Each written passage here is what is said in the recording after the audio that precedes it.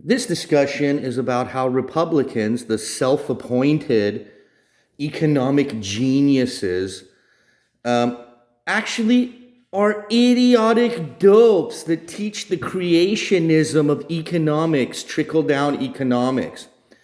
The fact that they even teach trickle-down economics on an equal footing with supply-side economics after at least a century of massive failure everywhere it has been tried all the time.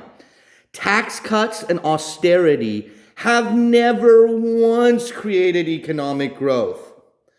George Bush II cut taxes three times before the greatest collapse in 70 years in the American economy. Supply side economics is the creationism, is what to creationism is to real science. Supply side economics is to real economics. It has failed and is responsible for every depression level cataclysm in American history, including two in the last 12 years presided over by Republicans, coincidentally. The one before that, the Big Great Depression, presided over by Hoover, and all of the panics of the 19th century that nobody knows and nobody knows the history of in this country because supposedly everybody was born yesterday and only knows what goes on Instagram and TikTok. Or Fox News tells them if they're really interested. Look up and Google the terms, what they called Great Depression level cataclysms. They called them panics in the 1800s. Look up the panic of 1817, 1837, 1857, 1873, 1897, 1906, 1929, 2008, 2020.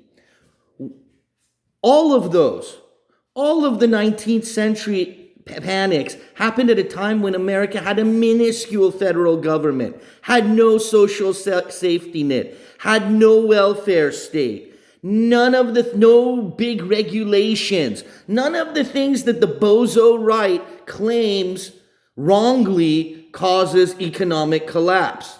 None of those things existed.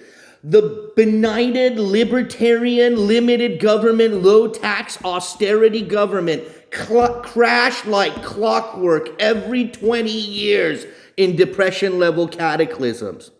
The welfare state didn't just magically show up. The welfare state arose after the complete abysmal failure of the Adam Smith limited government low tax model everywhere it was tried in the world. It failed so badly in America that tens of millions of Americans lived in Delhi-style shanty towns, and we were the richest industrial power on the globe. They were called Hoovervilles. This is why Americans need to study history. In fact, if you analyze a century of economic data and you take the massive growth numbers of FDR that clown every right-wing dope, we're watching it right now as we're having massive growth in the first quarter due to Biden's stimulus, which was nothing compared to what FDR did in the New Deal. Massive amounts of growth under FDR, and you take that World War II and Hoover out of the picture. You take Herbert Hoover and you give the Republicans the benefit of the doubt, even though their economic policies are no different than Adam Smith with a little freedom lingo thrown in there.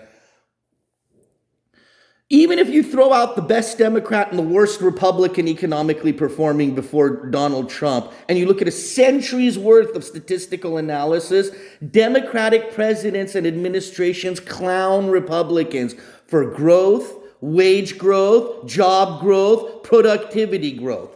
Now, what does supply-side economics provide? Two things. Rich people who keep more of their money. And two, they don't have to follow any business rules. And they can crap in your water and create massive environmental disasters and say, oops, that's the government's job. thankfully I made billions off of it. Not my problem. Free market. That's what Republican supply side economics does. It's feudalism dressed up in bogus freedom lingo. A century of statistical analysis proves this, but the dopes in this country, we have the stupidest people with the least education, with no sense of history or proportion or how the world came about. It's like 85% of Americans popped out and the world was created yesterday on Fox News and social media. It seems that way, at least, unfortunately. And they have no idea of the complete failure of the Republicans' economic ideas for a century. Poll after poll, up until recently, gave the Republican dopes higher marks on economics year in and year out than Democrats. When in actuality, the Democratic Party and the GDP growth under Johnson, under Obama, Clinton, now Biden, even if you throw in a bad few years of stagflation with Jimmy Carter, it wasn't Carter's fault. It was coming out of the energy crisis where we had a massive historic spike in energy costs that led in a massive historic spike in oil costs. And then Reagan shows up, has 3 crappy years of economy also. Oil prices collapse. Inflation collapses of nothing that Ronald Reagan did. It was the Fed and OPEC that gave birth to Ronald Reagan's boom. The Fed and cheap foreign oil. Low rates as a result of cheap foreign oil that created the Reagan boom. How do we know that? Because right after Reagan left, as he was leaving, his idiot regulators refused to regulate $500 billion fiasco of savings loan collapse in the late 80s because Reagan wouldn't regulate them and it was a con. They were going around pretending to be banks, not FDIC assured, not required to follow the liquidity rules because Reagan's regulators said free market. And then they stuck us with a $500 billion tab by 1989 money that, unlike TARP, no one paid back. The first thing Democrats should do is take that bozo, overrated B-actor con man Ronald Reagan's name off of the airport. He was the worst, most overrated president in history.